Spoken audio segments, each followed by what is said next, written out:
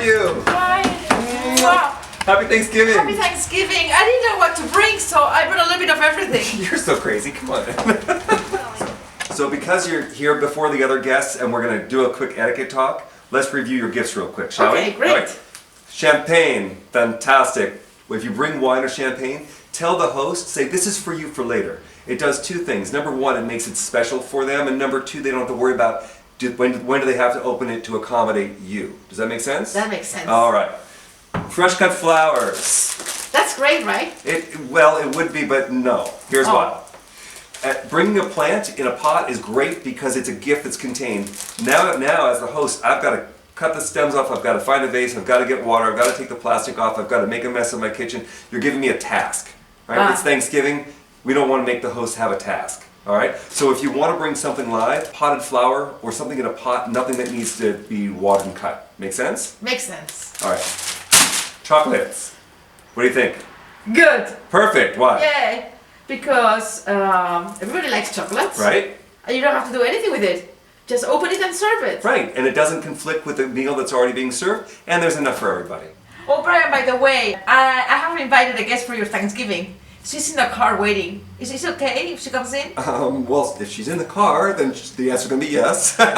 But do me a favor, call in advance. This way, I have a formal place setting. Now I have to set another place. And, you know, you always want to make sure the host has enough food. Thanksgiving's kind of that holiday that people pop in, but it's better to let people know ahead of time. Okay. By the way, who is it? Do I know Miranda. her? Miranda? She's visiting. She just came out to visit, and I thought I would bring her as a surprise to you. It is a surprise. It's going to be a real surprise to Peggy. Oh no, they don't get along. They don't get along. They know. It's worse than that. They hate each other.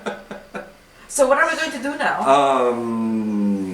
You're gonna go out and have a quick conversation, and I'm gonna have another conversation on the phone. We're gonna make sure that they know that each other's coming, so there's no surprise. And then what we're gonna do is we're gonna ask them to act adult. Remember the last time they were together? So Thanksgiving is a time when people gather together for a social occasion, and not everybody gets along. Family members don't get along. They have old axes to grind, and sometimes friends don't get along.